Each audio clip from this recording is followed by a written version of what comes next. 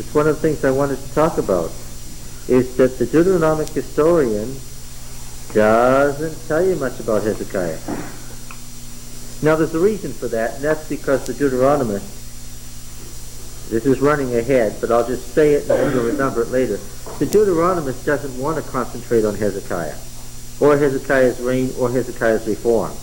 The Deuteronomist does not want to build up Hezekiah's reform. Why? Because the Deuteronomist has his own theology and his own program of events, and as far as the Deuteronomist is concerned, who is the king? Josiah is the king. Yeah. So he gives short shrift to Hezekiah and his reform. On the other hand, the chronicler, being a priest, has little regard for Josiah's reform. He thinks there were the two great kings, David and Solomon, and then there was one more king. Who was that? Hezekiah. Yeah. So, we have to be very aware of why the chronicler's treatment of Hezekiah's reform is so very different from the Deuteronomist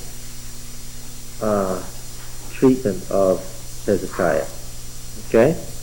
And this will all become much, much more obvious to you when we get into Deuteronomy, and you see what the Deuteronomic school had in mind as opposed to the priestly school. Now, we talked about temples, I remember that, and the fact that the priestly writer had so much available that this didn't come from just any temple, right? It had to come from the temple because he had everything available to him. We talked, too, about the fact that the priestly writer already had from antiquity a Bible, because he doesn't alter the Bible. He overwrites it and leaves everything there because he's got a sacred text he's already working with. This tells you about J&E and their antiquity and the fact that they've been around for centuries and they were recognized as the Bible. Okay? Now, the priestly writer is also dealing with a whole set of issues that we haven't even touched yet, that we have to look at his time to understand, and that is the two different covenants. Because, you see, the priestly writer had to deal with two covenants, and they're not the two covenants that Paul's talking about, because Paul's theology has nothing to do with any of this, because Paul, like any other great rabbi of the first century, didn't know any of it, and didn't understand it the way we understand it. Say that flatly. Now, before we get into that, just some leftover stuff to say. What was God's purpose in creation, according to the priestly writer? What was the world created for? Let's see if you caught it.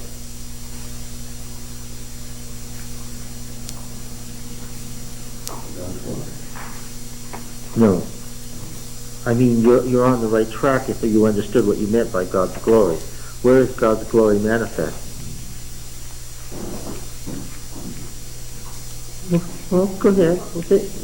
What? Yeah, the priestly writer wouldn't have said that. God's glory isn't in man, in the priestly... we're talking about Genesis, Exodus, Leviticus, and Numbers now, which has a beginning, a middle, and an end. Where is God's glory seen? It's not seen in Adam and Eve. Adam is man. In his covenant people. Yeah. Right. Meaning? He dwelled among them. His purpose was to be here. So it's going to be in the sanctuary or in the temple. His purpose in creating the world was so Israel could exist. Do you understand the whole view of the priest? The crowning glory of creation is the creation of Israel. And that comes when? When is creation completed? At Sinai. Okay, so the Sabbath exists as creation, if you understand what he means by that. Okay? The creation Sabbath is the preparation Sabbath. I'm quoting now Dr. Andreassen's book, Niels Erik Andreassen, The Old Testament Sabbath. Okay. And he's quite right. The creation Sabbath is the preparation Sabbath. It's not the real Sabbath, it's the preparation Sabbath. Where's the realized Sabbath? The Sabbath of actuality, the Sabbath of history. Where is that? That's at Sinai. That's where you get not indeed, all of this stuff that God does in Genesis 1 is preparation. Everything he does indeed in Genesis is what? He makes covenant with Noah, but only so that what? So that so that he can continue the covenant line. Yeah, and Abraham, Isaac, Israel, they are only what? Yeah, they're the precursor covenants, the covenant of promise, the covenant of revelation isn't with Abraham, right? You've got some covenants. You have a covenant with Noah, right? You have a covenant with Abraham, but those aren't the real covenants. Are those the covenants where all the truth is revealed? No, those are just on the way, right? In creation, there's a covenant structure without a covenant, because it's only preparation. There's a covenant of blood with Noah, right? And a covenant of promise with Abraham and the other patriarchs, and a covenant of revelation with Israel at Sinai. Okay? So everything is preparation, everything is incomplete. Nothing reaches fulfillment till Sinai. Okay? That's where you really have things put into operation. That's why there's no Sabbath between creation and Sinai. Because everything is only preparation, looking forward to, waiting for the revelation. The Sabbath is hidden in creation. Right? Quoting now. In the orders of creation. Right? This is why when you see the treatment of the Sabbath in any Old Testament scholarly work, the Sabbath indeed is the Sabbath of creation. It's the Sabbath built into creation, hidden in creation, waiting for the revelation at Sinai so that man can find out about what's there, but he doesn't know about it. Sabbath is there by way of preparation, but not by way of revelation. Okay?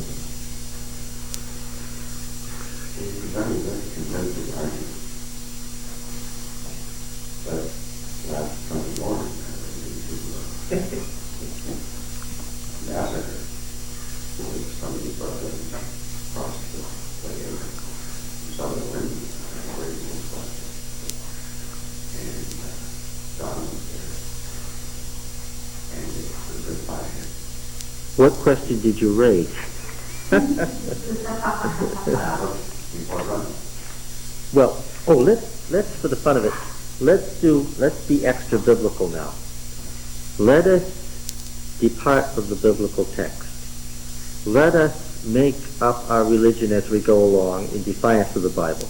Okay? Let's become Catholics and say our tradition is more important than the Bible, and what we say traditionally about the Bible will be true of the Bible. Okay? So now, taking the Catholic viewpoint for a moment, I'll be the Pope and you give me some advice here. When do you want the Ten Commandments to originate? Yeah, let's just make it up as we go along. Let's throw From eternity. Okay, from eternity. Now that's very thorough of you. That isn't what I thought of as an answer, but let's go the whole route, right? From the days of eternity, let's make them co-equal with God, okay? That makes no sense. Well, okay, so from the days of eternity.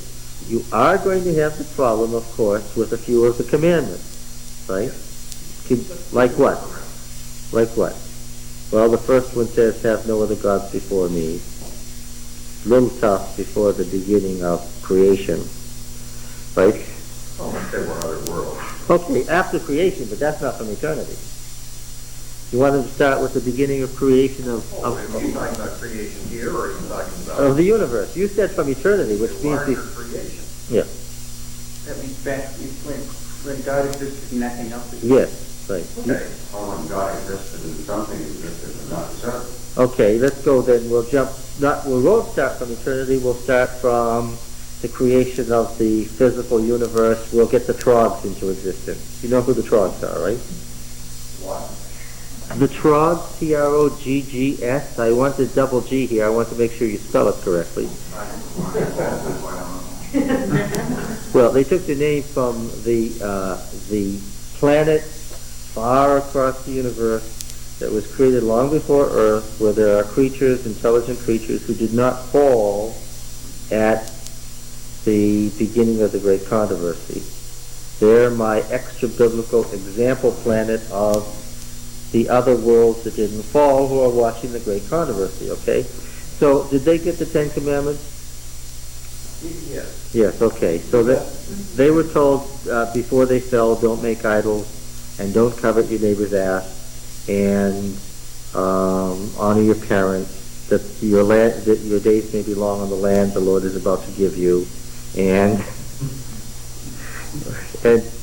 don't make idols, don't bow down to them, anything that's under the waters that are under the earth. Or you get my point here. This is a little tough. Don't kill, don't commit adultery, don't steal, and don't bear false witness in court by using Yahweh's name in an oath. Yes. Basically, you don't have to tell people something you already know. But the problem with this recitation that we've just created is what? The Ten Commandments, as we run through them, before the beginning of the Great Controversy, these Ten Commandments, as we've just elaborated them, don't make any sense, do they? Well, if the Sabbath was commemorated the end of the creation of this earth. Oh, yes. Well, we do have that problem. If the fourth commandment is to commemorate the creation of this earth, then we're stuck with, we can't get the fourth commandment before when? So we only have 9 commandments. So maybe there was a different Sabbath for each world, so they, however many days they have or whatever length of time they have, there's all sorts of Sabbaths all over the place. It's the same Sabbath everywhere. Oh, so... God started creation on Sunday everywhere. Everyone knows this. Okay, and finished every planet in 6 days. Absolutely. Oh, okay. So there's 6 24-hour days on Trog. Absolutely. Oh, okay. Well, but then right away your Sabbath would be out of conjunction, right? It has to be that way because God's law is applied uniformly to the universe. Yes. One law, unchanging for all. That's right. Okay. So now let's go on to. Since that doesn't work, from the days of eternity didn't work, and from the time God created the inhabited universe, but before the Great Controversy didn't work, it really doesn't work after the beginning of the Great Controversy. Let's say after the creation of man, where did the Ten Commandments, when were they given? And to whom? Why would it not have made sense that they don't kill, don't commit adultery, don't steal? Why would this not make sense?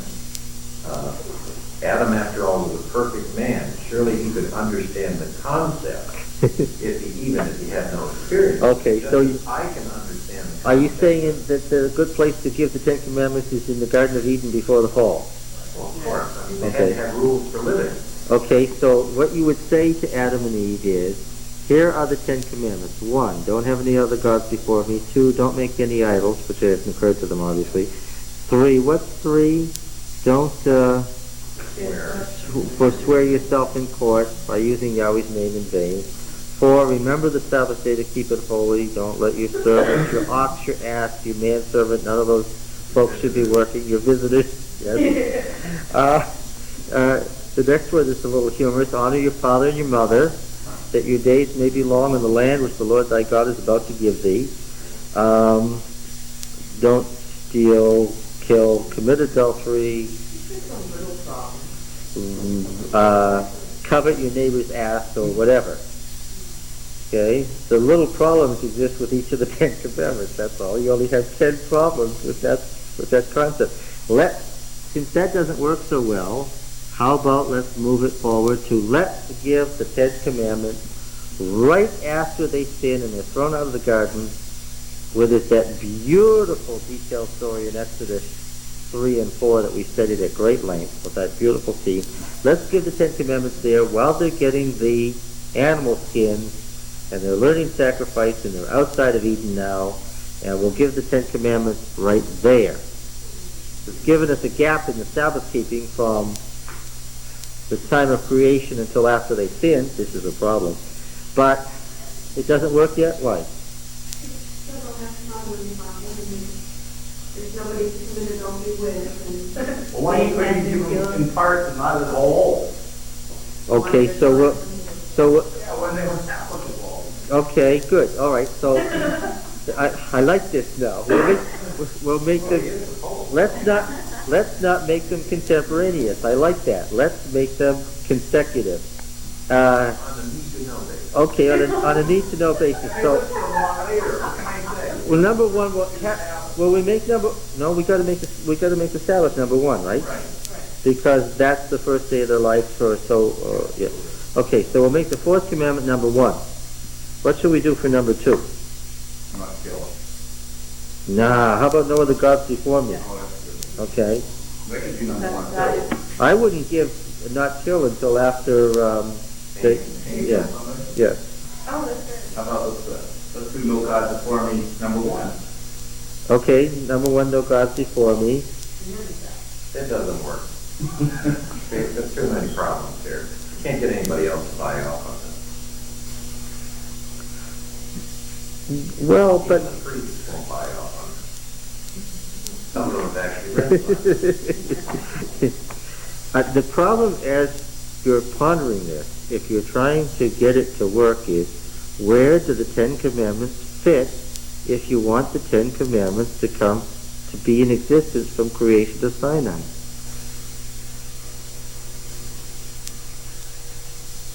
They fit for the antediluvian world, but you're almost stuck with, we got to wait until the second or third generation and then give the Ten Commandments where it fits.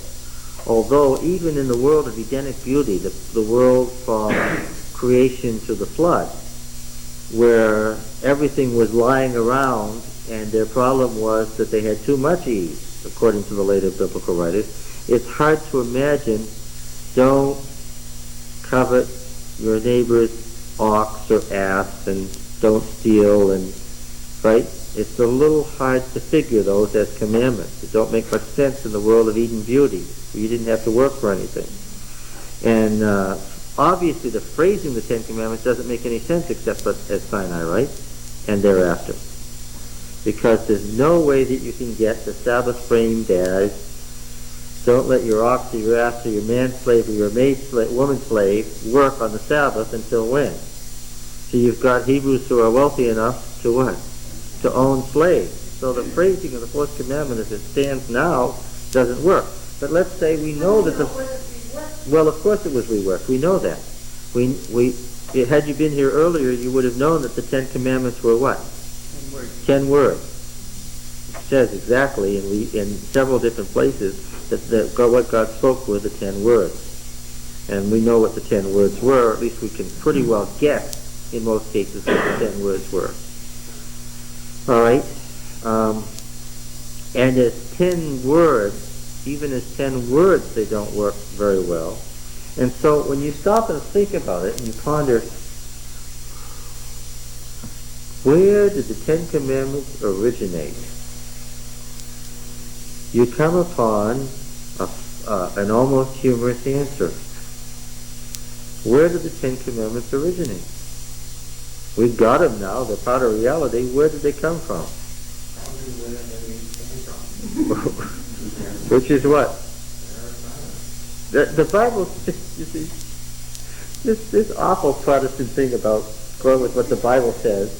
The Bible, no priest, however, not even the great priest who framed Hezekiah's reform, could have ever come up with the Ten Commandments and announced them. Why? They're so thoroughgoing. They are such a total package and program. They're a whole religion. I mean, if you had the Ten Commandments as they now stand, what would you have to have? You'd have to have a Yahwist religion. They are a whole religion.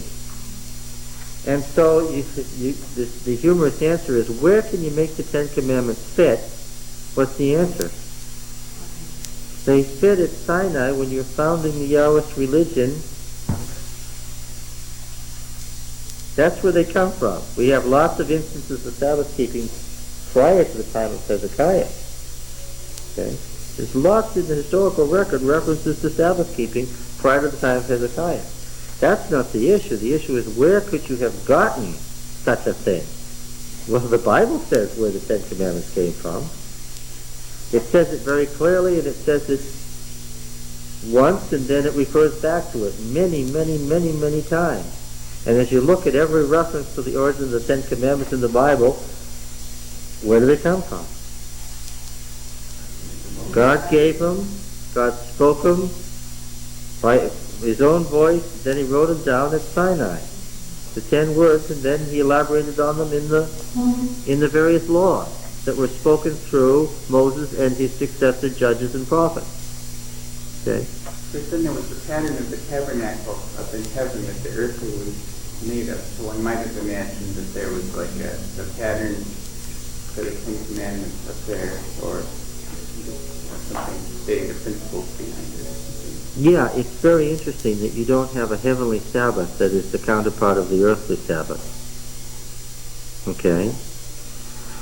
And you would expect, because you find it in the Babylonian religion, you find it in the Canaanite religion, the people rest on the Sabbath in Canaan. Why?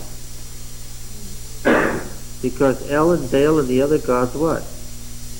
Got tired. And it would have been so easy to say that the earthly Sabbath is what? A reflection of a heavenly Sabbath that Yahweh observes. But he never says that. Why? Yahweh doesn't observe it. Yeah. In fact, they tell you about Yahweh's rest. This is a theme of the priestly writer. Yahweh's rest is going to be when his people enter his rest. And when's that going to be?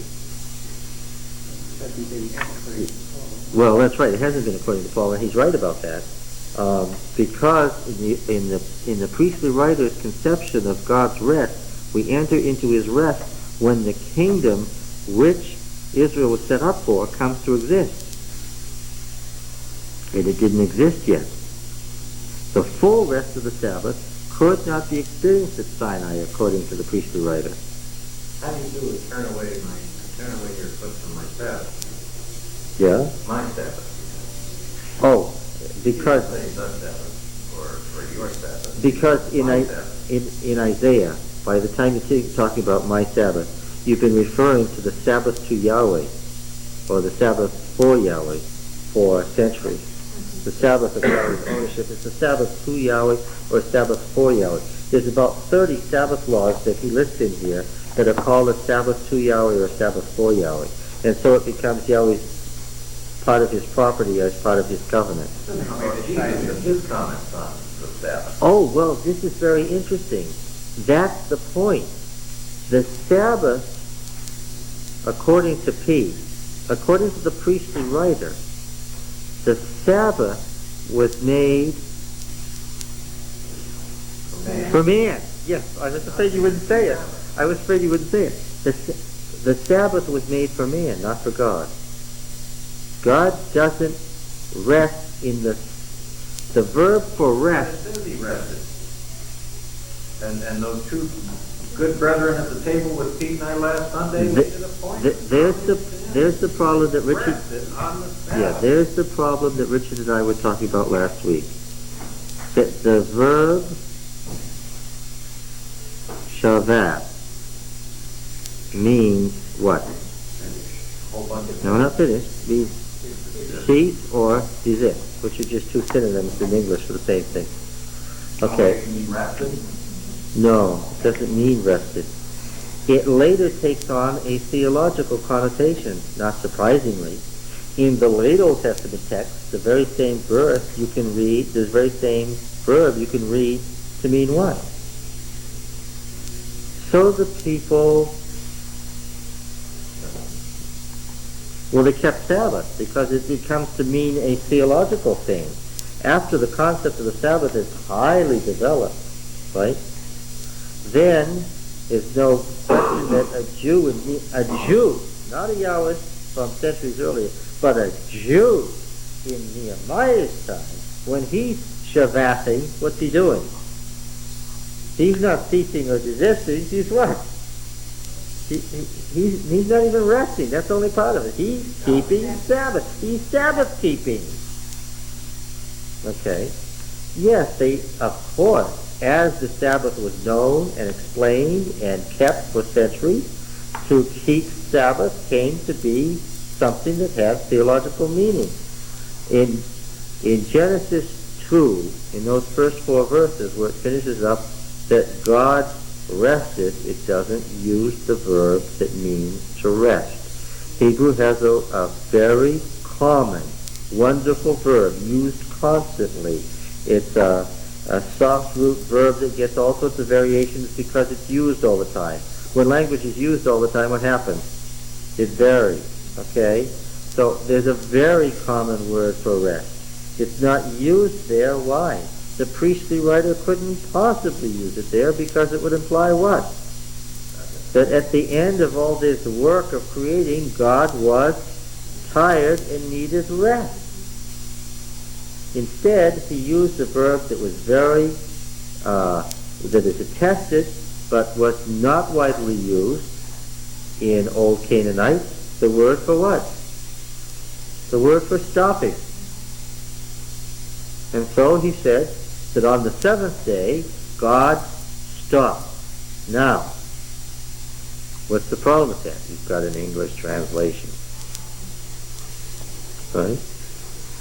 Now, there's not an Old Testament scholar, including an Adventist Old Testament scholar, who would tell you that the verb, you can look up all, Brown Driver Briggs, you can look up all the dictionaries you want to, and you'll find out that without exception, you've got 2 meanings, the original meaning and the derived meaning. The original meaning is what? To stop, to cease, to desist. The derived meaning, after using it in a religious sense for centuries, is what? Yeah. To keep the Sabbath. With all, and what does Sabbath keeping mean? It means not working, right? It means not letting your animals work, not letting your slaves work.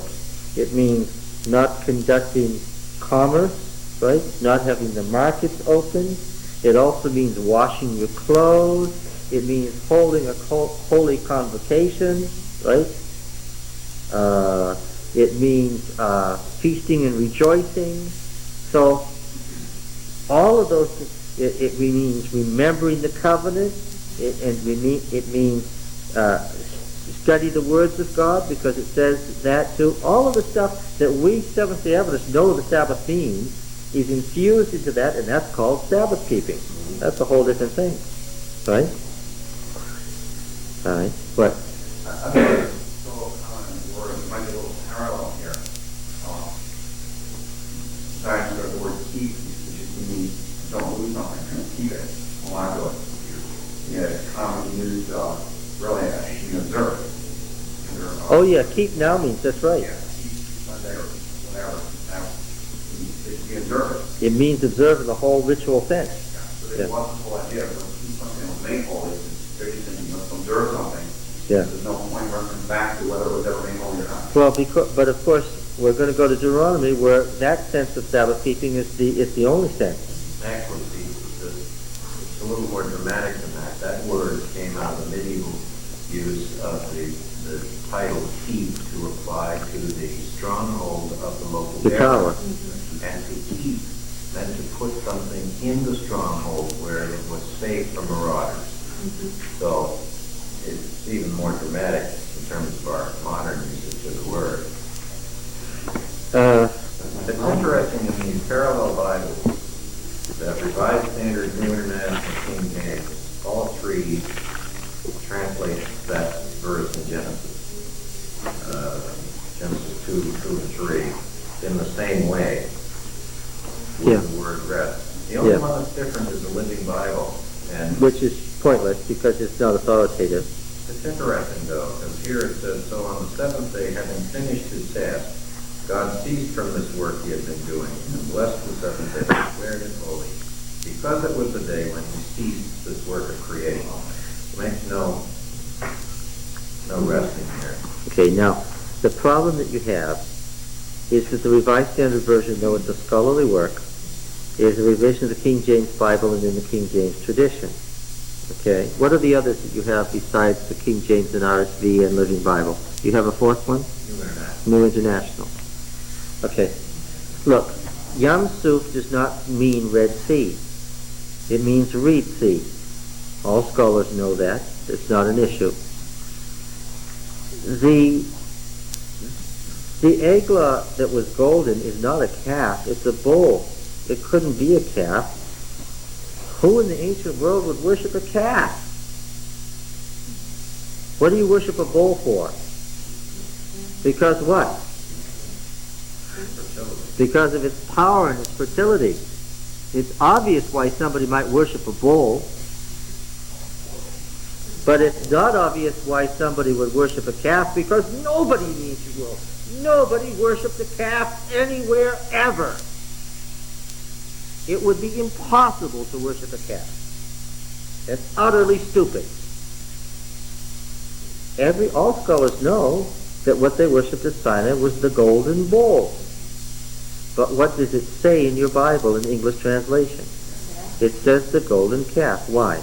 Because back in 1607, 8, 9, and 10, when they were hard at work in Cambridge and Oxford, they didn't know what the word meant, and they knew nothing about ancient religions, and they thought it meant a calf, and they said calf, and once you start a tradition, what? You want to sell your Bible? Then what? Then you don't say the Reed Sea and the golden bull. Unless you want lots of dusty Bibles sitting unsold somewhere, right? And you don't say that God ceased on the seventh day, because that's, you want, the little few things they did do caused such uproar, right? If I may, you just quoted from Andreas. I can recognize the name of the Bible scholar, but I have never regularly to. And I personally thought it not the widest reason. I have never run across anything that suggests to me that in this literature that we didn't have a Sabbath until Sinai. Well, no. First of all, once Mrs. White has incorporated a piece of Elder J. and Andrew's book into Patriarchs and Prophets, the Sabbath always existed from creation to Sinai. Once a piece of Elder Andrew's book has been lifted and put into Patriarchs and Prophets, then, although Mrs. White made this very clear in her own day, nevertheless, what is the average evidence going to assume? What? That a prophet who passed the test had a vision, and in the vision, this is what she was told, and therefore, if you say that isn't so, what? You're not saying that Elder Andrew is writing down the street from my house on the best authority he could find, right? During the 3 years he was living there, thought this was the case, right? You're saying what? Instead what? Yeah. Okay. And while Elder Andrews worked very hard and his accomplishment was incredible, that doesn't undermine the priestly work. Okay? Nor does Mrs. White's incorporation of it into her writings undermine the priestly work. Okay? And just while we're on the subject, remember, all the truth about the Bible, Mrs. White said all the truth about the Bible has already been established, right? And all the truth about the Bible is already known by evidence, and it's already in my writings, and that's that. And is that what she said? Yeah. Now, well, so that's obvious. I certainly would not put in the review or anywhere else, because of the problems it would raise and the confusion it would create, that the Sabbath before Sinai existed in creation, hidden in creation, in the orders of creation, as a potential preparation for the great revelation of Sinai. While that would be exactly correct, I certainly wouldn't want that in the pages of the review. Historical baggage, you build it as you go. you can never get rid of it. No, that's right. That's right. And if you wrote that way anywhere, now I do agree, and I said this before the tape was running, that scholars do a nasty thing. And what's that? They study and they produce and they arrive at a consensus and they speak to each other and what? Yes, and they don't, They're ignored. because they choose to be, because what? It's much easier to go on and let the laity do its thing than to say what? This is the theology of the Sabbath of the priestly writer. He writes very interestingly about this business about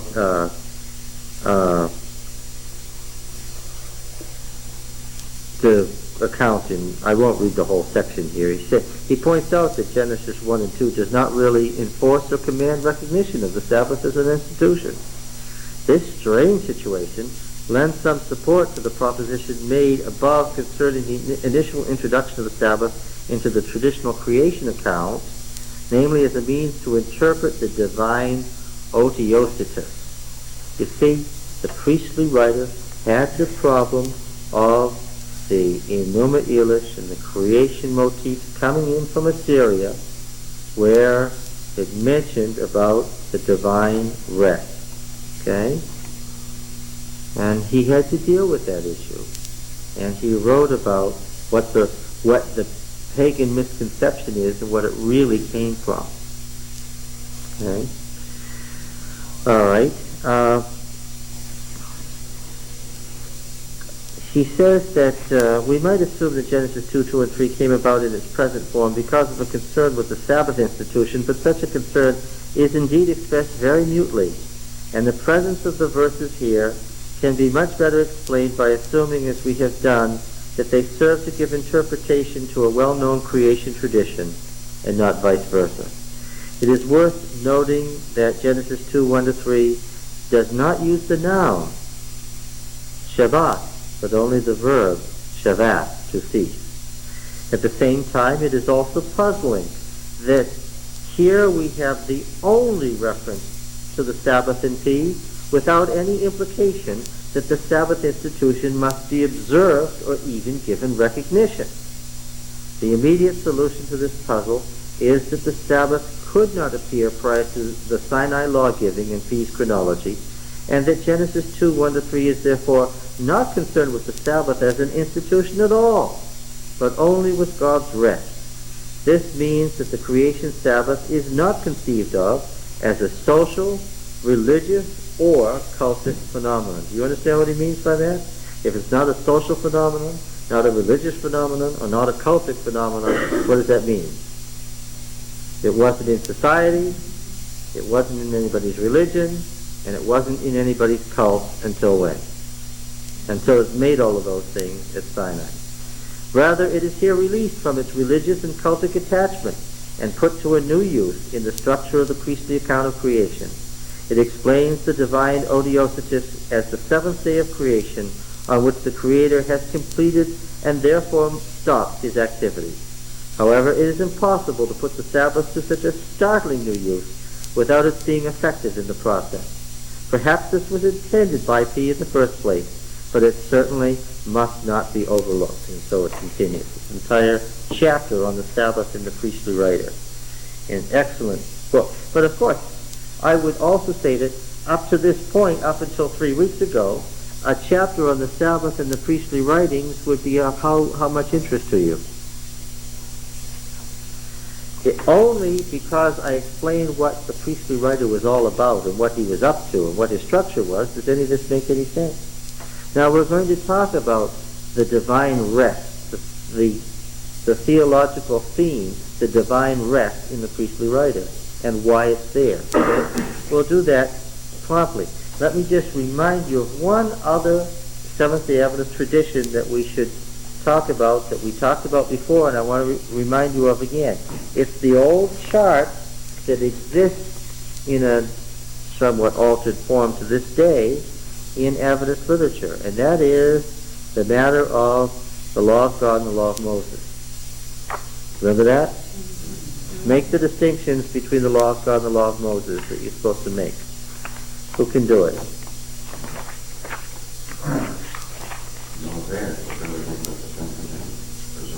Well, yeah, the Mosaic law is everything but the Ten Commandments. And how do you know? Give me some. I've got the chart right in front of me. Give me some of the distinctions. One foreshadows Christ's death and the other is eternal. It actually says eternal. Yeah, that's why we went through the little exercise we went through. Yeah. One was spoken by God's own voice, and the other what? Was spoken by Moses, proclaimed by Moses. One was written by the finger of God, and the other was written by Moses in a book. Actually, it says that the covenant code was written by Moses in the book, but never mind. The chart is misleading from start to finish, so we'll continue on it.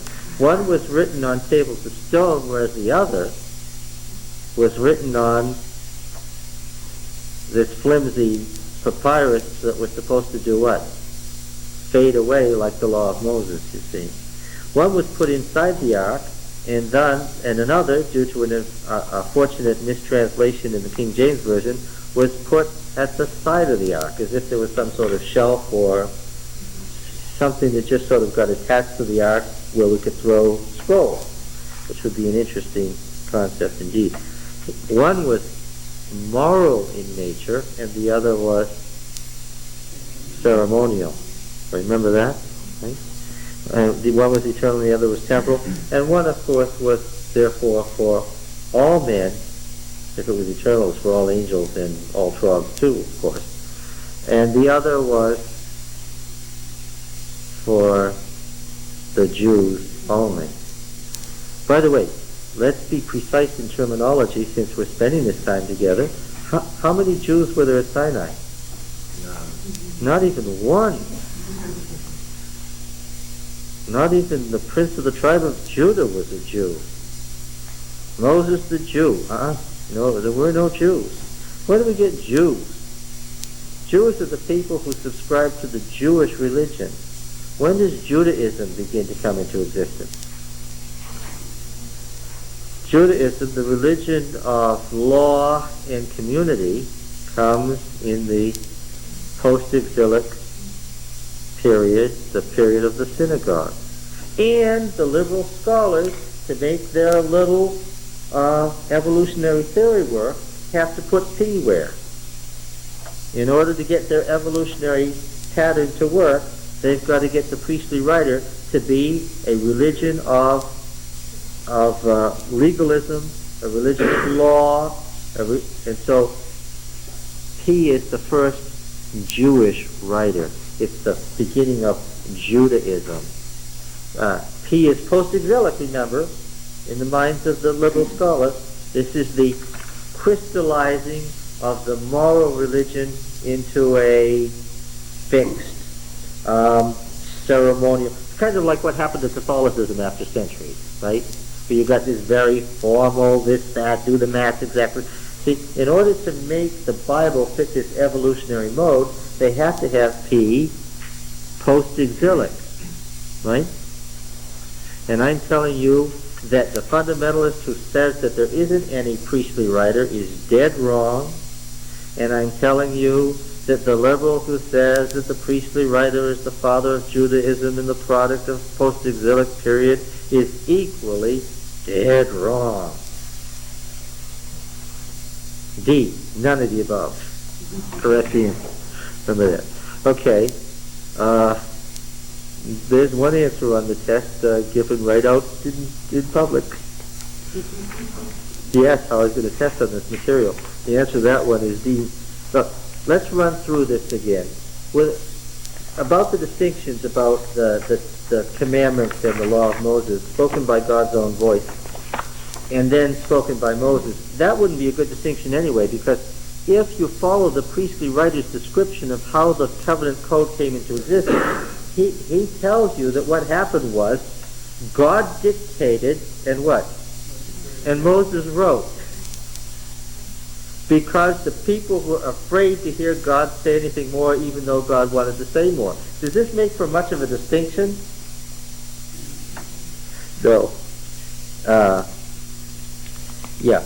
Written by the finger of God, written by Moses. Is that a good distinction? Now, My boss dictates a letter when someone claims that she didn't write it. She'd get a little upset about it, even though she didn't type it. yeah. If it's at her will and command and she orders it, and somebody says, yeah, but somebody else typed it, so I didn't think I should do it. I didn't think it carried your authority. Yeah, that wouldn't work very well. Written on tables of stone, written in a papyrus scroll. Where is it all written now? Yeah. Has anybody got the papyrus scroll? Well, yeah, that's my next question. Has anybody got these enduring tables of stone? Yeah. Bad distinction. All that I know about either one of them is in my copy of the book of Exodus. Right? Put in the ark and put in the side of the ark. Well, that's the worst one in the whole chart because that's simply a mistranslation. So what was the case? They're both inside the ark? Yeah. All that it's saying is once they sealed the covenant, that Moses threw the copy of the book of the covenant in on top of the law because it's all the same covenant. Right?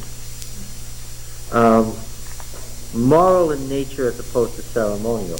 The reason they made this distinction is obvious, but is this, we talked about this before, does this work as a distinction? Moral versus ceremonial? Well, we had a ceremony in church this morning. Is that a good distinction? They ordained the elders and deacons and deaconesses, and they laid on their hands, and they did all the stuff that Paul says to do, and it's been around for centuries, and it's a ceremony. Does that mean it's not moral? You conduct a wedding ceremony. You conduct a baptism. Those are ceremonies, not moral. Where did any distinction come between moral and ceremonial? Moses' law regarding family relationships, not moral. Yeah, right. It's ceremonial. Yeah. Eternal and temporal, well, we've already made sport of that because eternal and temporal does not work as a distinction. To try to get the Ten Commandments as Ten Commandments into eternity, it doesn't work. And it doesn't even work for extending the Ten Commandments into the future. Right? You get the kingdom of God and the Ten Commandments still just the exact way you want to state the law in the kingdom of God? Wouldn't we say that there's a law of God that's the 10 sins, the 10 commandments? Well, there's the obvious thing to say. Is there an eternal law of God? Well, of course. If there's a God, there's got to be an eternal law of God. That's a given. All right. So, what are the according to Mrs. White, what are all these laws that Moses gave? So what are they? Yeah.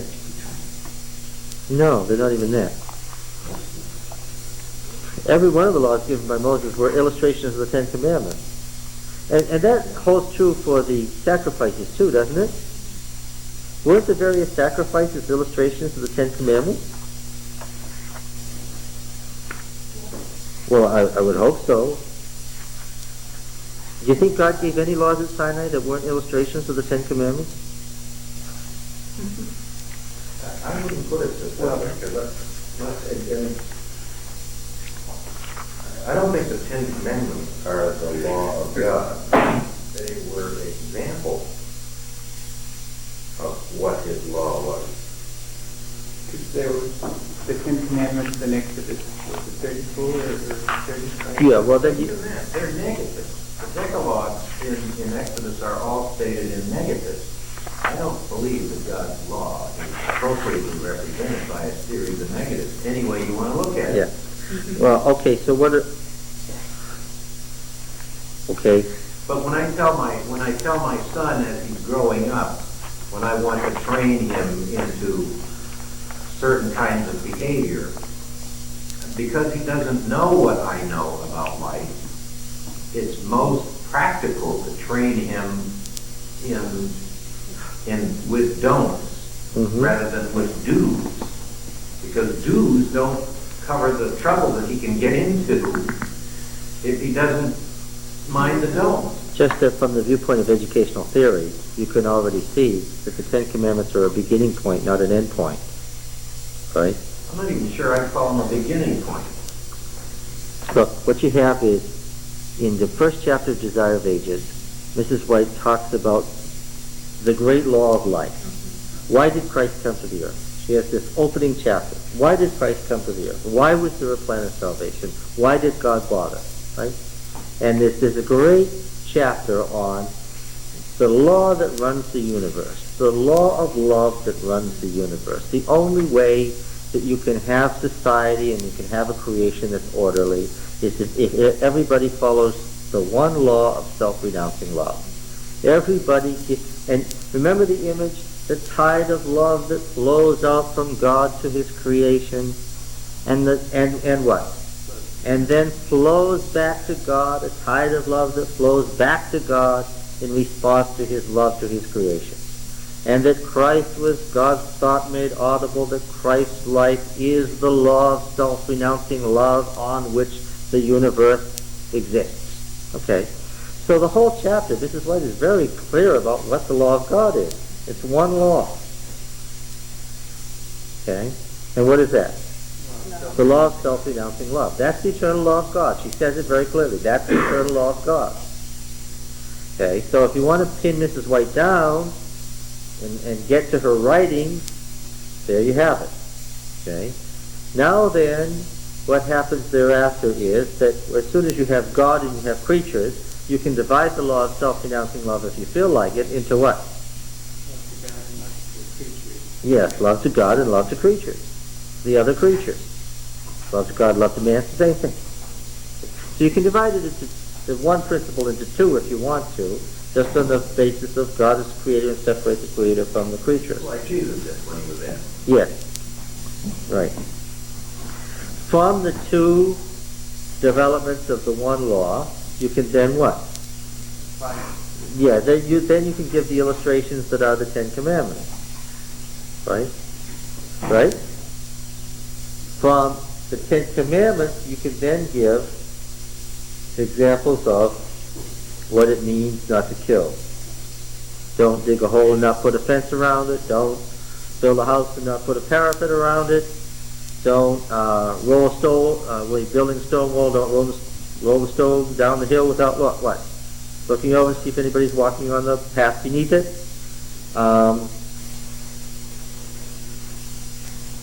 It's not very ceremonial, is it? Or you could talk about what the effect of the law is, and you could give examples of sin offering, whole burnt offering, peace offering, and so forth, which are just further illustrations of reconciliation with God as opposed to separation from God. Okay? And in that chapter, in Patriarchs and Prophets, Mrs. White says these are only the principles of the Ten Commandments, amplified and given in specific form that none need err. Okay? And talking about something that does cease at the cross, says the system that ceased at the cross was the system of symbols and types that symbolized the death of Christ.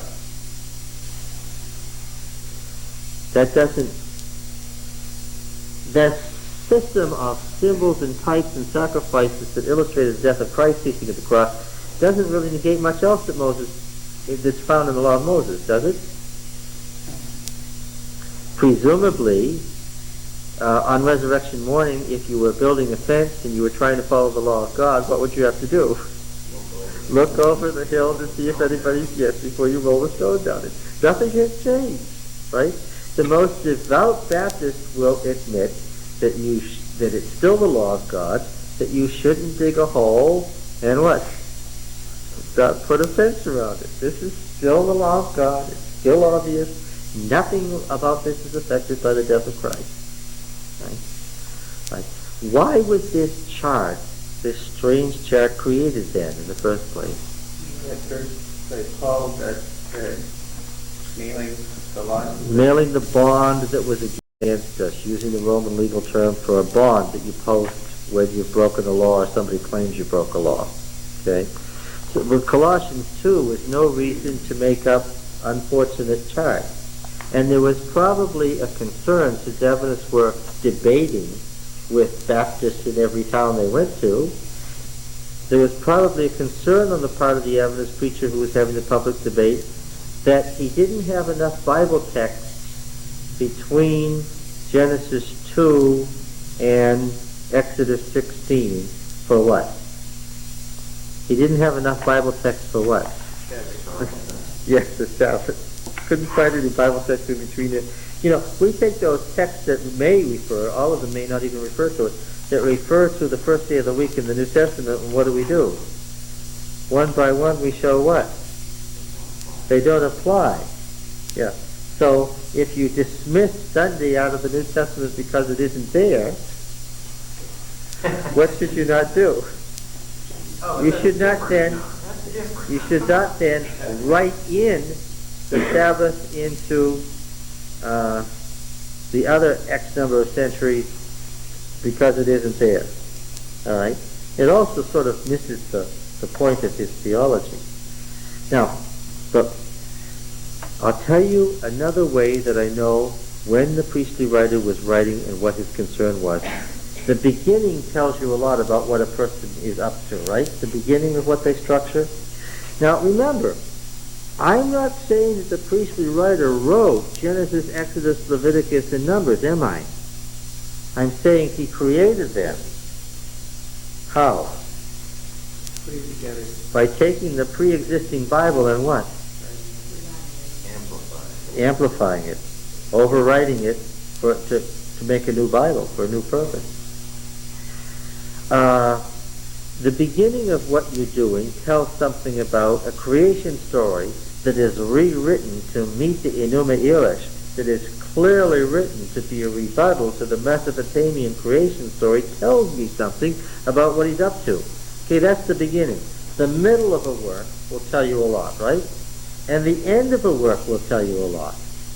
Now, he ended with this special blessing that was coming in the days to come, right? What days to come? Let's go back to the oracles of Balaam and see where does the special blessing that Balaam has lead us to?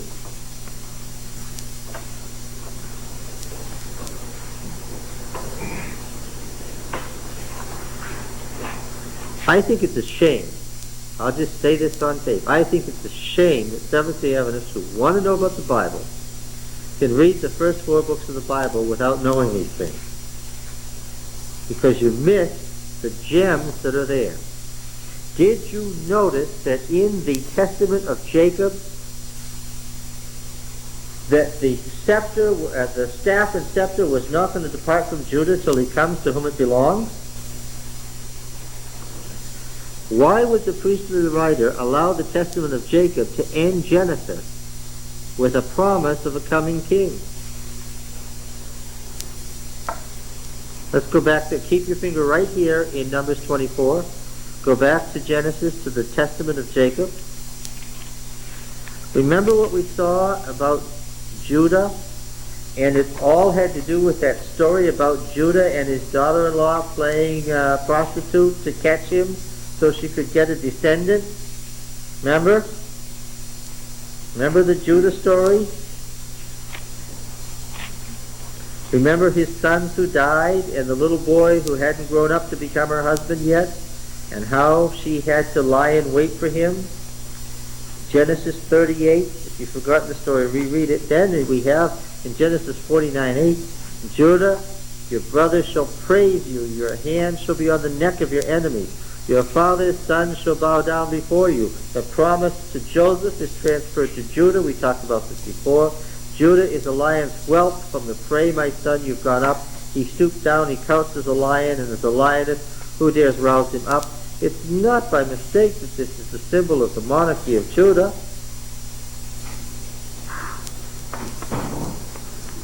Get it? Verse 10. The scepter shall not depart from Judah, nor the ruler's staff from between his feet. Do you remember the staff that he left? And his daughter-in-law said, tell me whose staff this is, and I'll tell you whose child this is. Remember? The scepter shall not depart from Judah, nor the ruler's staff from between his feet, until he comes to whom it belongs. That's the coming king in the line of Judah. And to him shall be the obedience of the nations. Oh, now we're talking about Old Testament eschatology. A king in the line of Judah, to whom will be the obedience of the nations. Binding his foal to the vine, and his ass's colt to the choice vine. Now, friends, you remember, I hope, that what kings had a baby ass, a little young donkey, as their symbol? What king? The kings of Judah. When David was too old to move from off his bed, and they told him they've made Adonijah king, what did he say? He was too old to sit up on his elbow. He said, go get my mule and set my little boy Solomon on my mule and take him down to the Gihon spring and anoint him while he's sitting on my mule. And what did the folks who were supporting Adonijah, among them Abiathar the high priest, know when they found out that the little boy Solomon had been taken down to the spring on David's mule? What did they know? You better go home and stay there. Yep. And that's what they did. They all fled. Because they knew now that what? Yeah. Binding his foal to the vine and his ass's coat to the choice vine, he washes his garments in wine and his vestures in the blood of grapes. His eyes shall be red with wine and his teeth white with milk. And all those fertility symbols and symbols of all that great splendor and fertility of the king who is to come is right here. Okay. Now, look in Balaam's prophecy, Numbers 24.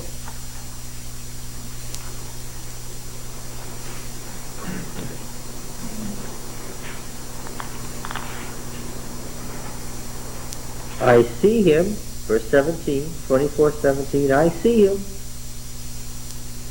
Remember Balaam looked away to the wilderness? Again, we still haven't talked about the Deer Allah text and who Balaam was and all that. We'll come to that later. We'll just say that the priestly writer finishes with a traditional prophet, a well-known prophet from the Old Testament. I see him, but not now. I behold him, but not nigh. A star shall come forth out of Jacob, and a scepter shall rise out of Israel.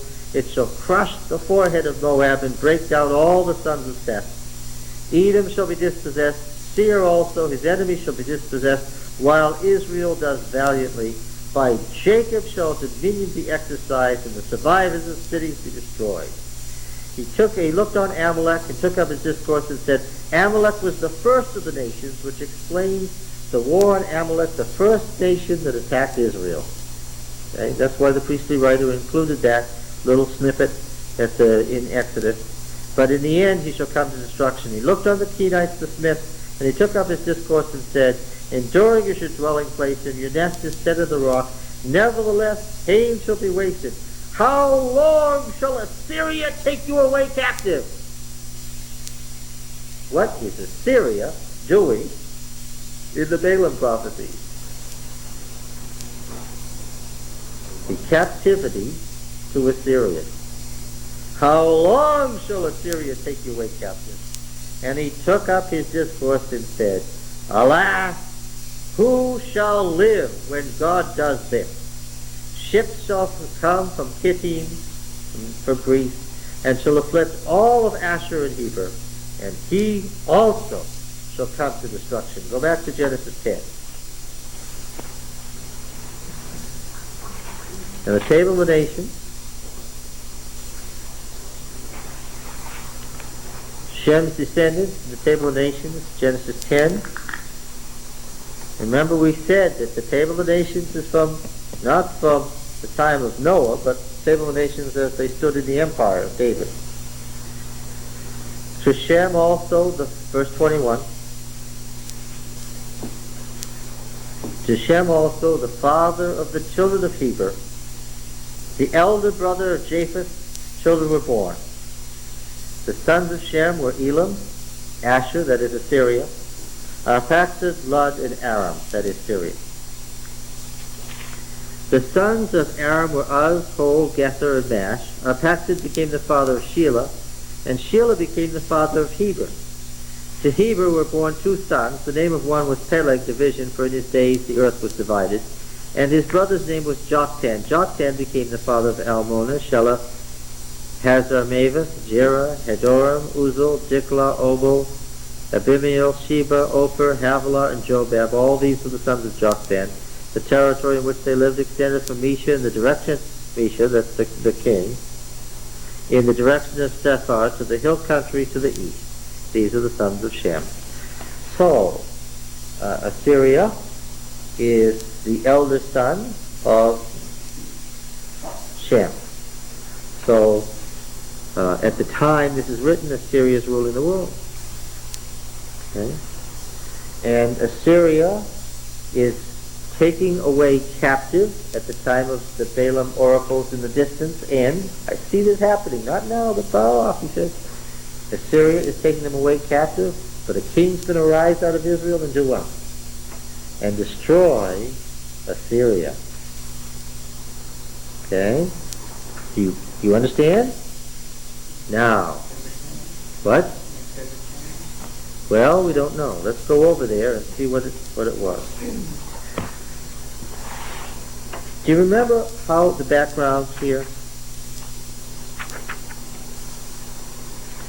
Do you remember that Assyria revived in the 8th century? It's been around for a long, long time. And it revived. And when it revived, that wasn't good news. Egypt was weak. Right? Assyria revived. And there was trouble for all those client states in the West. Right?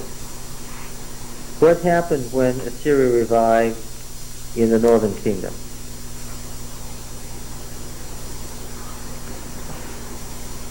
What happened in the northern kingdom? Can you say? Disintegrated. First there was Jeroboam II, the great king who ruled for 50 years. The king when Amos was prophesying. Everything looked fine. And then there was this disintegration after Jeroboam's death. Israel had 5 kings. 3 of them seizing the throne by violence. None with the slightest pretext of legitimacy. What does that tell you? Now you see, there was a big issue between the northern and southern kingdom. There was a big theological issue. Israel and Judah followed the same religion, but they followed 2 different forms of that religion. They were having a big fight with each other over which was the true form of Yahwism. There was a Protestant version and there was a Catholic version of the Christian religion. And they were intense rivals. Oh, it was all the Christian religion. But what? But the Protestants hated the Catholics and the Catholics hated the Protestants, and sometimes they invaded each other's territory. And they fought with each other and they were rivals. See? And now what was the basis of these 2 different denominations and countries? What was their theological argument about who had the true Yahwism and who had the original form, the one that God really smiled on? What was the issue that was going on between them? As soon as we get through this section, Genesis through Numbers it'll all be obvious. What? The house of David The house of David. What did the house of David have to do with anything? Well, I mean, the succession of kings in the south versus in the north they were. What did this succession of kings have to do with what's found in Genesis, say?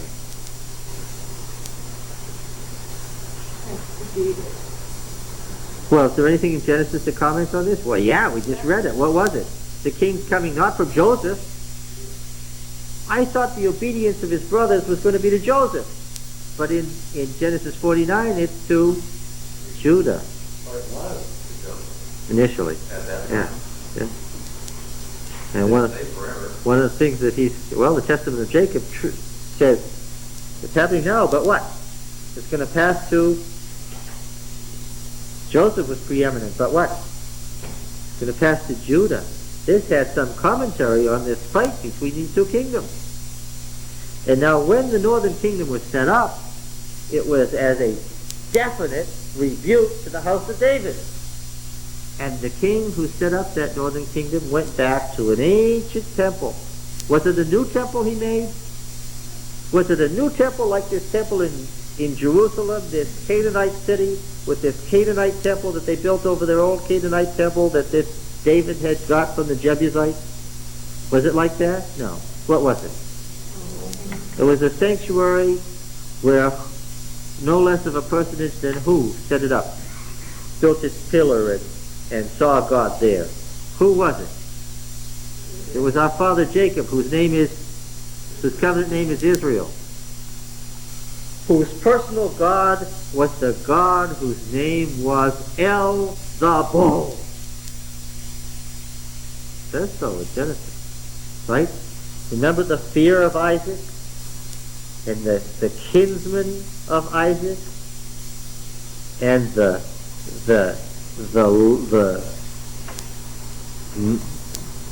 friend of Abraham. They had these names. They're epithets from Canaanite titles for the deity, for a personal family God. And it tells us in Genesis that when Jacob worshipped this person, it was El the Bull. Now when you read the Canaanite text, which thank God I say we know that El, the father of the gods, was the bull. Why was he the bull? Because of his strength? Might? Yes, that's part of it. In fact, the word bull came to mean in Hebrew strength, power, or might. He's strong. He's what? He's the bull. But it also meant what else? El was the bull. Why? Because El was what? The father of the gods. He had fathered the gods, meaning he was fertile. He was what? He was a bull. See? Now, it's not very hard to figure this out. Stop and just ponder it for a moment. What kind of a symbol do you think they attached to the temple at Bethel when Jacob, the patriarch, set up the temple at Bethel and he worshipped El the bull? What kind of a symbol was attached to Bethel?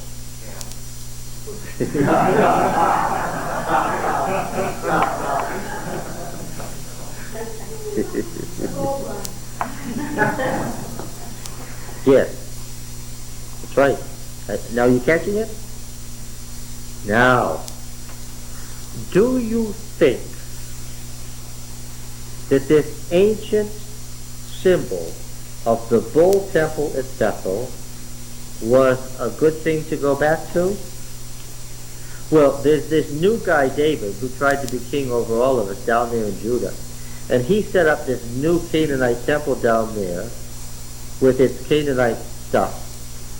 But we original Yahweh, we what? We've gone back to what? We have the original temple that our father Israel built for us right here. Where even before Yahweh was known, he appeared as El the bull to our father Jacob. And it was there Genesis 32. It was there, in that temple, that his name was changed from Jacob to Israel. It was there, in that temple, that El Babo made a covenant with our father Jacob and promised him fertility. That is the temple that gives fertility to the world. That is the temple where our God first appeared and made covenant. Fulfilled the promise he made to Abraham and to Isaac. Okay? Now, furthermore, I will tell you this, that those priests down there that claim to be Aaronite priests, they don't have the true Aaronite symbol. Because in confirmation, listen carefully, this is what happened. In confirmation of El's promise to Abraham, Isaac, and our father Israel, the covenant he made with our father Israel in Bethel, in the days when Israel became a nation, and they came out of Egypt, our father Aaron, the priest, was given a revelation at the mountain of God. The people ceased to be idolaters. And you know that the symbol of ceasing to be idolaters that was found among our fathers, the patriarchs, was that they took their jewelry off. Remember that? And that story you can now find in the book of Genesis. And now, when our fathers were coming out of Egypt, when they came to the sacred mountain, our father Aaron stopped them from being idolaters, and he said, take your jewelry to these pagan gods off. And they took that jewelry off. And they ceased to be pagans at that moment. And our father Aaron took that jewelry and he melted it down and he cast it into the fire. And guess what came out? And there came out the golden bull, which is the symbol of El. And that very bull is where? Is in the inner shrine of the temple at Bethel to this day, friends. And that's how you know that we have the true temple here in Bethel. And so when Jeroboam the first cast off that usurper David and said before this altar, these are your gods that brought you up out of Egypt, O Israel. And he made a duplicate for our northern city, Dan. He was just doing what? He was just restoring what our priestly father Aaron got from God himself at the sacred mountain as they came out of captivity. Just as God had promised to our father Israel in this temple centuries earlier. Okay?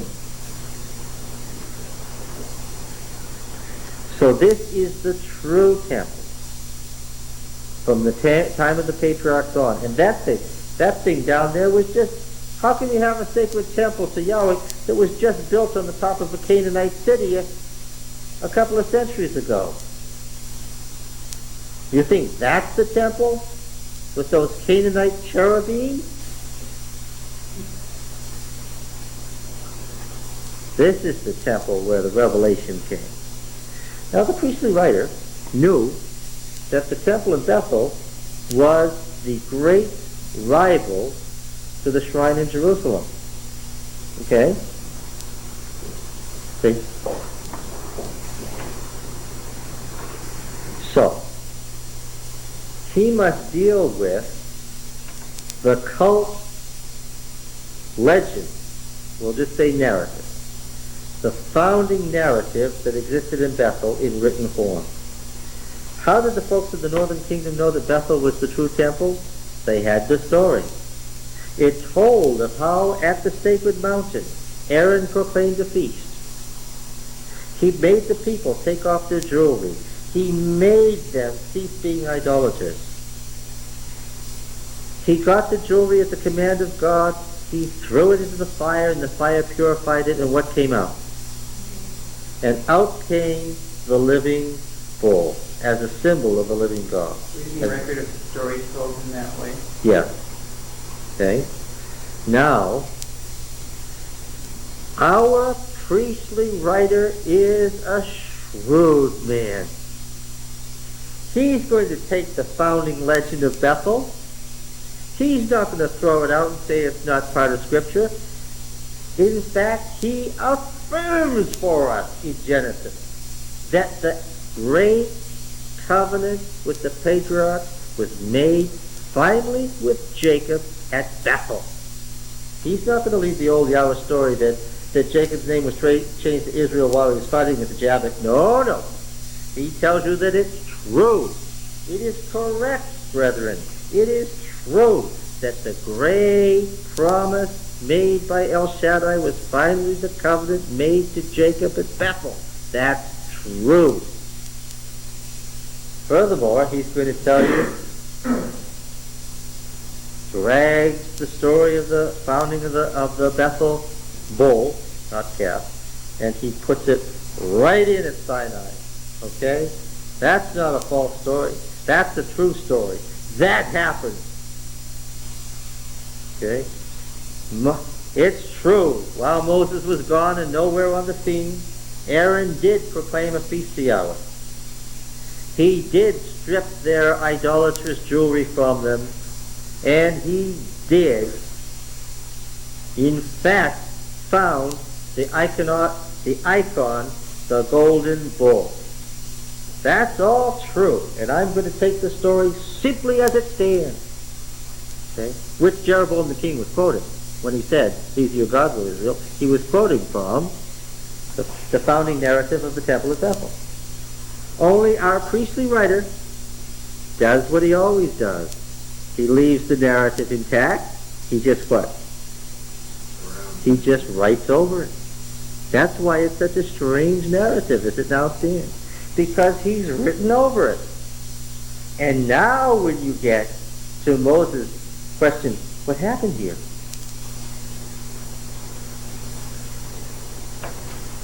The narrative is left as it originally stood. Only it now looks ludicrous and you laugh. Aaron says what? I proclaim the fast to Yahweh. Strip the jewelry of the people. Cast it in the fire. And out came this bull. And Moses said what?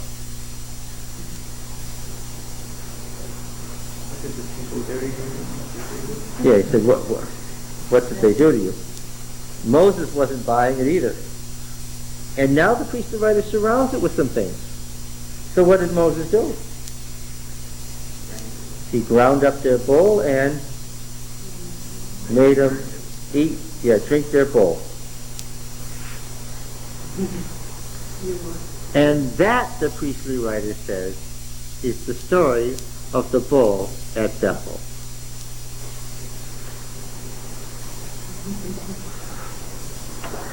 Okay, now he never throws away something from another temple. Why does he have to deal with the Bethel temple so carefully? What has happened, if I am right about who the priestly writer is and when he lived? What has happened? Deported all of his people, destroyed the temple at Bethel, and exiles, the refugees are coming into Jerusalem. Pouring into Jerusalem, including priests from that temple. Fugitive priests from Bethel. And what's the question on everyone's mind? Wasn't this Yahweh's temple? Well, wasn't it? Does the priestly writer say, nah, it wasn't ever Yahweh's temple anyway? Was that the answer that he...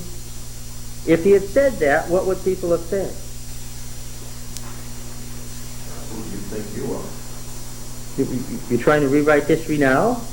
The impression we get now when we read it, though, is that this thing of Jeroboam was evil from the start, or certainly, I think just someone just sort of reading through all of the stories. Oh, you see, the priestly writer and the Deuteronomic historian agree that the temple at Bethel had what? Become corrupted by this mistaken use of the bull. Hosea says, the bull of Bethel will not stand. It is not God. Right? Hosea said that. The people were shocked. The bull of Bethel won't stand. It's not God. They mean it's not God. It's El, the bull, who made a covenant with our father Israel, who created Israel, Yahweh's most ancient form. Okay? So the priestly writer explains that there is a temple that is the equivalent of the sanctuary that received Yahweh's glory at Sinai. There is such a temple. It wasn't the temple at Bethel, because two things happened at once, and the story about the Bethel temple doesn't tell you the whole thing, he says. It doesn't tell you the crucial facts. Here's how the Bethel temple and its bull got started. Now there was another temple that was being given at that exact moment, the temple that came down from heaven. There is a temple that was patterned after the temple on the mountain, he said. And where is that? What does he do? He gives you details. He gives you the exact details of the records of the temple and what was said, the structure of the sanctuary and so forth. And what? And what do you notice right away? This is where the liberal scholars miss the point. They say, oh, it's just a description of the Solomon's temple retrojected backwards into the wilderness. Look how similar the sanctuary is as he described it to the temple in Jerusalem, they say. Well, remember, they're talking about their concept of P as the father of Judaism and post-exilic and all that. And I'm saying, no. The priestly writer was what? He was making the point that what? The temple that came down from heaven, this exact pattern that came from heaven, that was given to Moses, that temple is what? Is the exact forerunner of what? The temple at Jerusalem, not the Bethel temple. The ark that's in Jerusalem, the cherubim throne of God in Jerusalem, where did that come from? That came from the mountain, the priestly writer says. Yes, it's true that the temple in Jerusalem just got built a while ago by David and Solomon, but what? But what? It's the continuation of the exact, this is why he's so emphatic about the exactness of it all. The exact pattern given to Moses on the mount. This temple in Jerusalem is the only one. Not the one at Bethel or at Shechem or even at Hebron or other places in Judah. Okay. Now, about the king and the kings. One question? Yes. Only one. All right. Last week we talked about two name changes of Jacob to Israel. How he was wrestling the angel and then went up to the altar, up to Bethel and sacrificed to the Lord. Who was putting that second name change in, the one at Bethel? Well, That's the writer. yeah. You see, there was a very, very, very, very ancient record of Jacob's making the covenant at Bethel with El, where his name was changed from Jacob to Israel. Okay. That was the founding narrative of the temple at Bethel. Okay. You see, the priestly writer had these things at his fingertips. Why? He had the material from the Bethel temple. Did you read about the reign of Hezekiah in the Chronicler? What did Hezekiah do? He called the priests and Levites from the northern kingdom as the northern kingdom was disintegrating and about to face the destruction to do what? To come to him at Jerusalem. Now the northern kingdom was keeping the Passover a month later than the southern kingdom. And so what did he do? He didn't get enough response, so he sent them out again to call for him again and said, we'll have a Passover that follows your pattern. Come on down.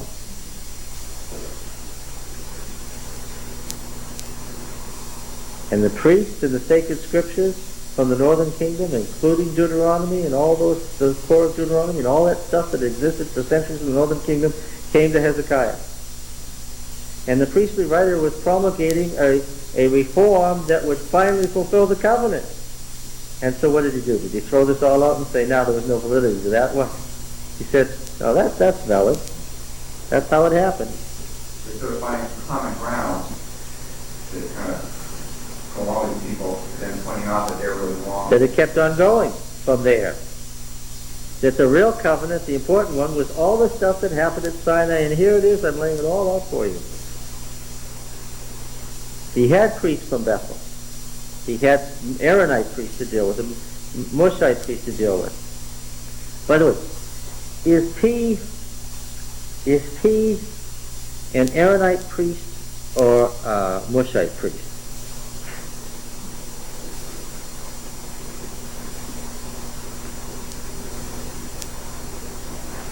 I would say he's Aaronite. Oh yes, he's Aaronite. There's only one priesthood founded in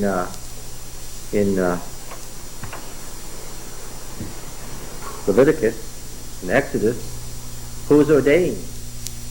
Oh, Moses is given a role. What's his role? To be the covenant mediator. He's the priestly figure who makes it all happen. Oh, catch it now, catch it. What role do you think P thinks he's playing? What role has he adopted? What role has the priestly writer adopted as he is constructing this reform? Yeah, he's the new Moses. So, does he have any problem saying God told Moses this, that, or the other? And how do you know that that is so? Because what? Because I'm telling you so right here. Did you catch it? Did you catch that? There's a subtle shift in authority that you have to think about. This is the way God told Moses to do it. I see. And we should do it that way. And how do you know that's so? Because he has told us that right here. Right? He is saying, I know. How does he know? The priestly writer is claiming, in short, what we would call what? Inspiration. All right? Yeah. He doesn't want, just because there was confusion, he doesn't want the truth thrown out with the error. He doesn't want what was true about the Bethel covenant thrown away because of what became of the Bethel temple. He doesn't want you to think that Yahweh can't keep covenant or fulfill it just because the Bethel temple is destroyed. Right? Okay. Now, these promises of the king.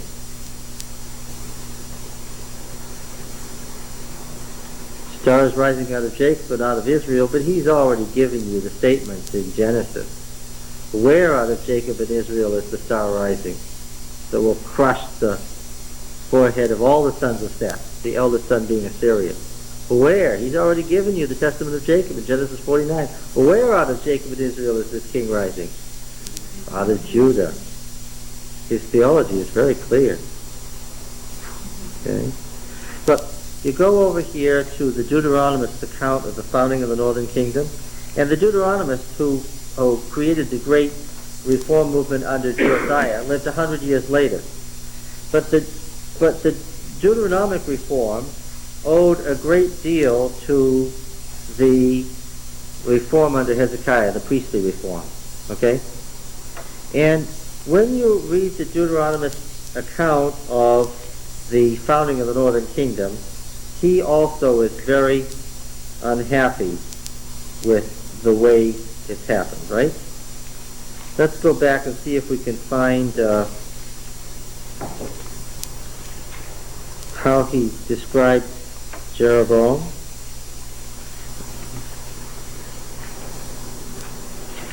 Remember what he did?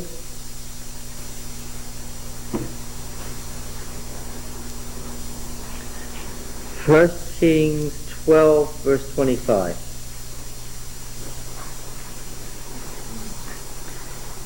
Then Jeroboam built Shechem in the hill country of Ephraim and dwelt there. Shechem was his first capital. And we have the great temple at Shechem that's associated with Abraham and Isaac.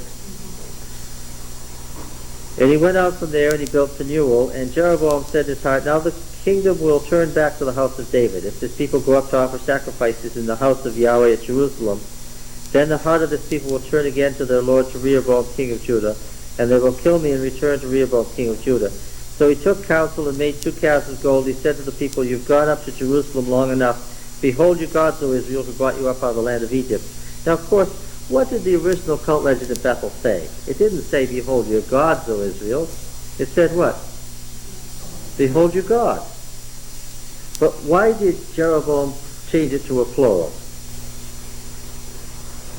Because he now had 2. He had one at Bethel and another one at Dan. So he said, behold your God.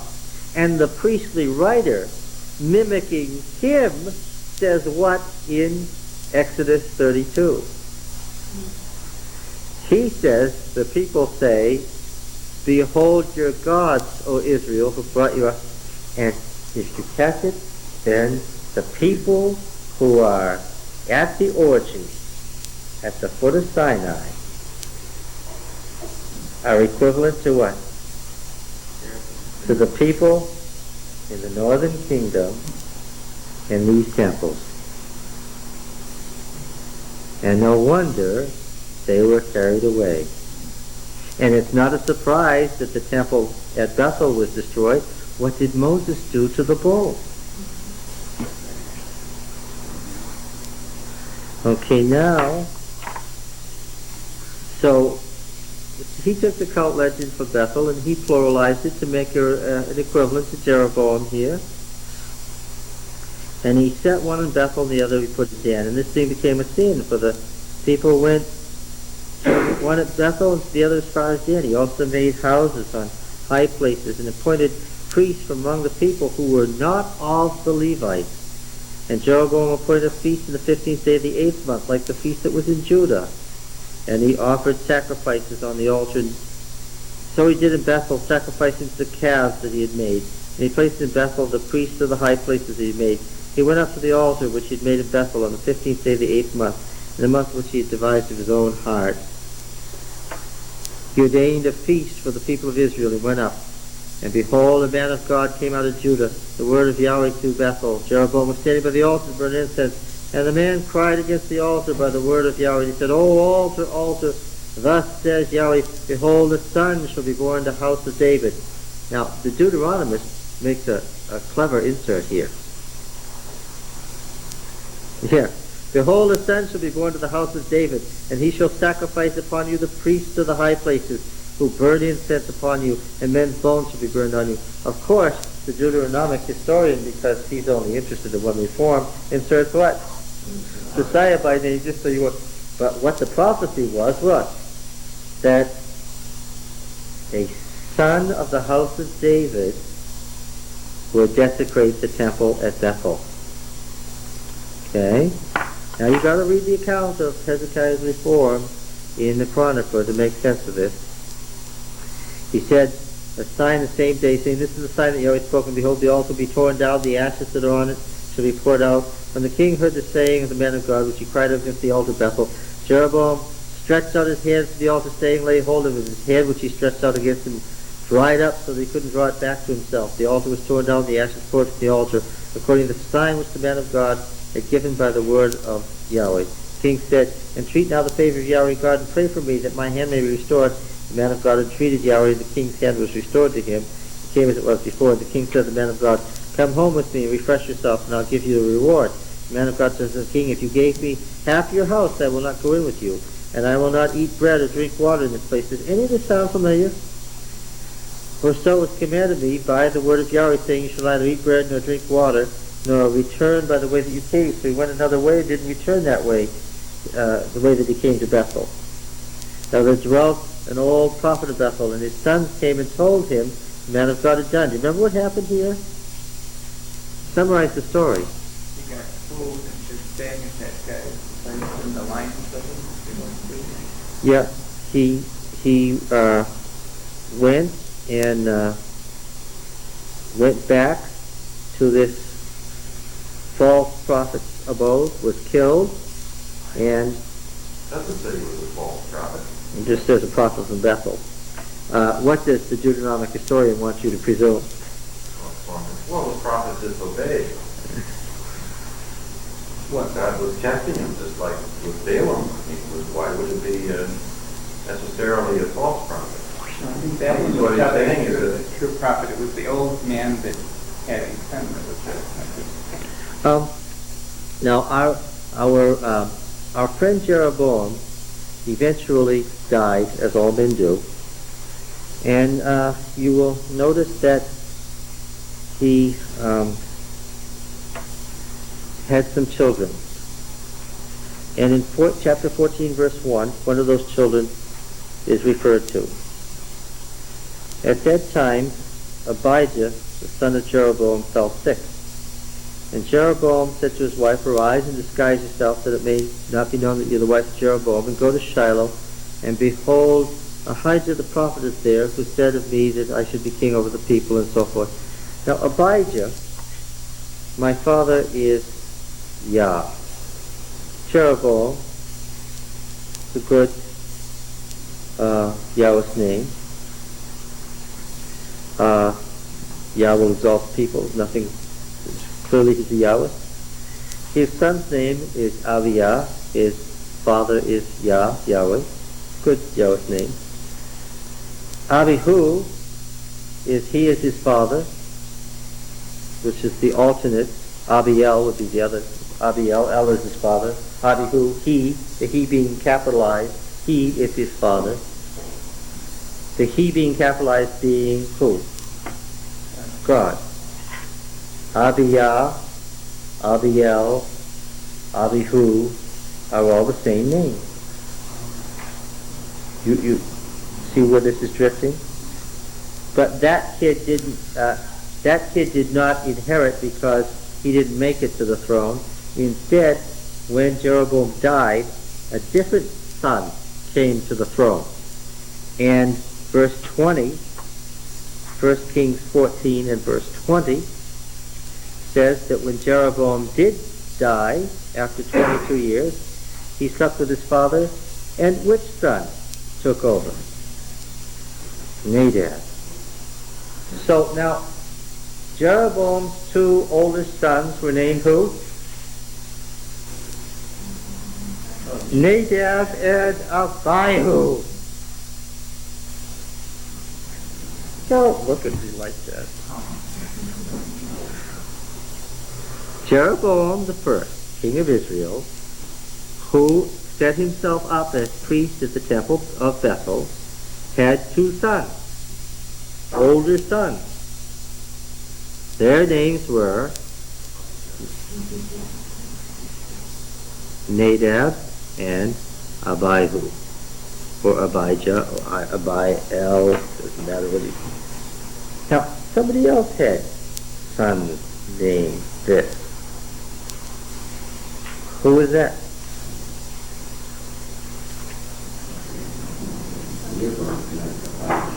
What? Rehoboam is the 5 kings. Abiyam, yeah. No, but that's not who we're thinking of. Who had a son named Nadab and another named Abihu? Or Abiel or Abiel, doesn't matter. Aaron. These are the sons of Aaron who what?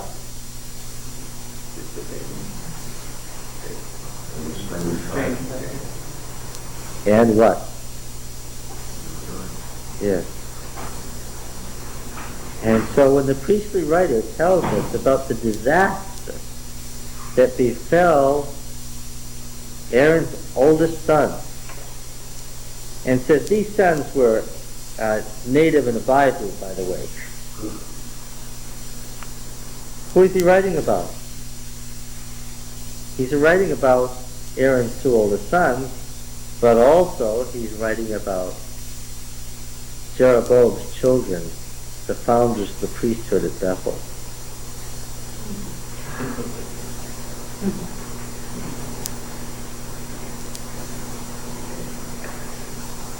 It gets worse. Why? What? Why? Why what? What are you trying to prove? What was he trying to prove? Tell me what he was trying to prove. I can't. Yes, you can. I know.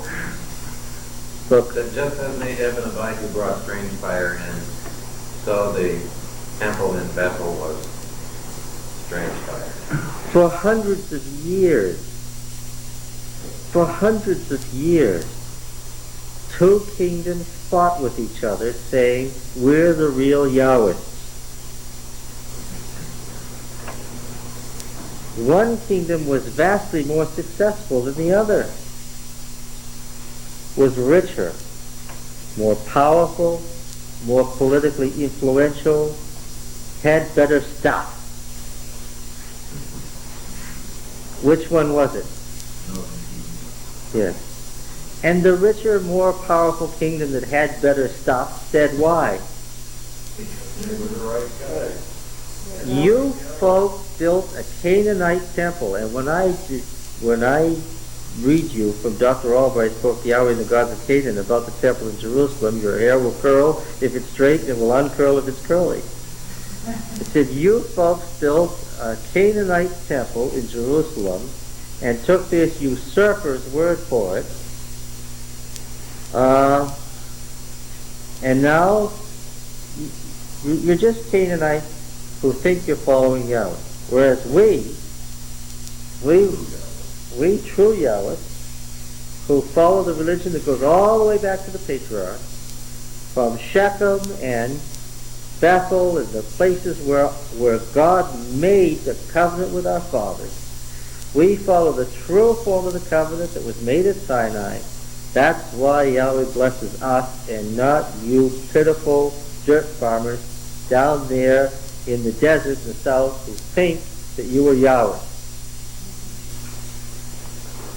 And the folks in the south said, well, you may think that, but what really happened is Yahweh made a covenant with David that was the fulfillment of the covenant at Sinai. And that covenant was to build this house. And this house was the successor to the sanctuary at Sinai. And this house has His glory. And we're the only true Yahweh.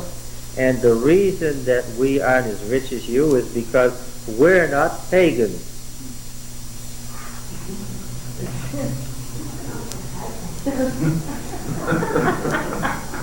Well, these are God. Well, no, let's hurry to say that these are God's own people here.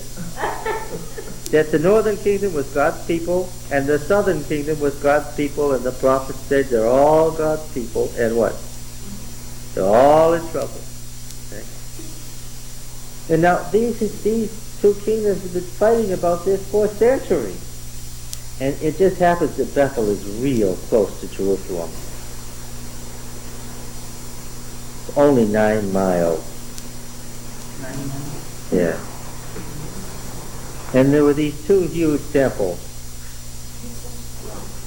And if you lived at Gibeah, halfway between, what would you do? And people pondered this for centuries. right?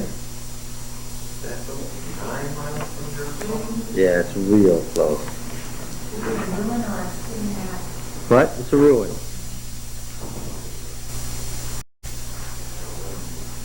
So, things came to a head after many centuries. The northern kingdom was wiped out, annihilated. And a vast populace of Yahush was asking what? Was asking what?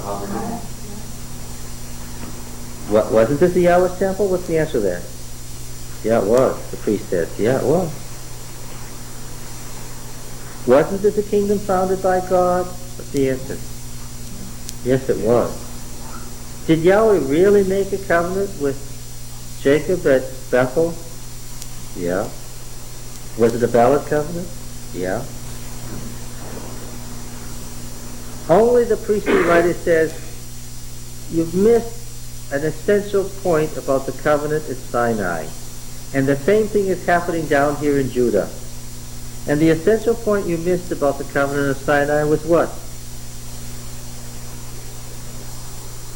It was conditional. Right? That's what the blessings and curses are doing for them. You forgot that. You thought that Yahweh made a covenant with Jacob that was what? Unconditional. That no matter what you did, you'd still be rich and powerful and have nice stuff. But you met the conditions for the curses. And let me remind you what the curses were. They were this, this, this, this, this, this, and exile. So now, if Israel lies in ruins, and if most of Israel that isn't dead is in captivity, and if its temples are lying desolate, then what? Then Yahweh has done what? Yahweh has kept his covenant promises, because Yahweh is a faithful covenant God. And it isn't that he can't run things, because Yahweh what? He made the world in order to make this covenant. And you screwed it up by meeting the wrong condition. But, he says, he also said that if you went into exile, what? You could repent and renew the covenant. But the priestly writer knew that Judah was in no condition to offer an invitation to the lost Israel to come back unless what? Unless Judah itself, unless there was a thoroughgoing change in this half-pagan religion. Otherwise, as far as he was concerned, what? Judah would be gone too. And that's why Genesis, Exodus, Leviticus, and Numbers exist. Now, we haven't dealt with what does the priestly writer think about the covenant with David. Is it conditional or unconditional? And what's the relationship of David to Israel yet? We'll come to that next week.